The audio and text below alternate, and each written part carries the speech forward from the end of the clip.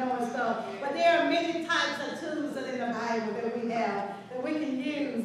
You know, it can use to help us to build up, you know, and not to tear down, because we're laboring together, and God has given each one of us an area to work in, you know, and stuff. So don't be jealous of the area that someone else has, you know, and stuff. But work in the area that God has given you. He may have given you to work with children. If that's your area, working with the children with all your life. Use that tool that you have given, because sometimes there are certain people don't have that gift, that natural gift just to work with children. Even though you may have raised children, that you may not have that natural gift anymore. But God has given you that gift, that you can bring 10 children to church. Bring 10 children to church. That's your gift. Use your tool that God has given you. Whatever it is that God has given you to do. If you go out to labor. If it's next door neighbor, then go into your neighborhood. Bring people in your neighborhood. Some people just have the gift. They can just bring anybody follow them.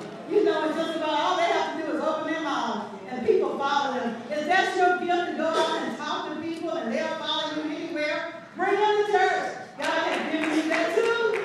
So you got a lot of tools you can work with. You know, whatever your tools is that God has given you. And this is things that we're looking for you know, in my area. So I was trying to stay, because I realized they have 3 more to talk about tonight. So I'm trying to basically just stay in my area. And I was even reading the part where it said there are tools.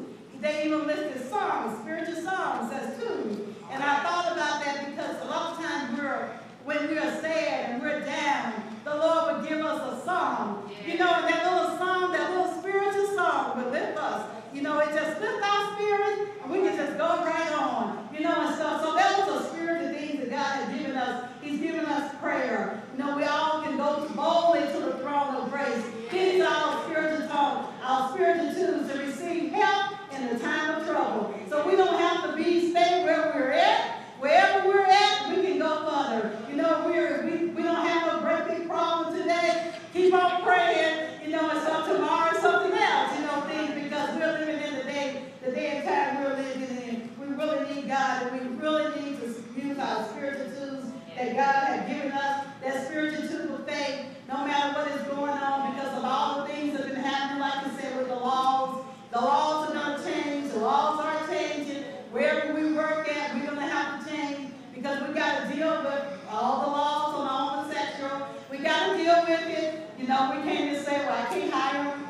I can't do this. There are some things we're going to have to deal with, you know, because we're living in this life. We can't say they won't just disappear. But God has to give us how to do it, you know, the right way, and to do it the holy way, you know, and stuff. So it's going to take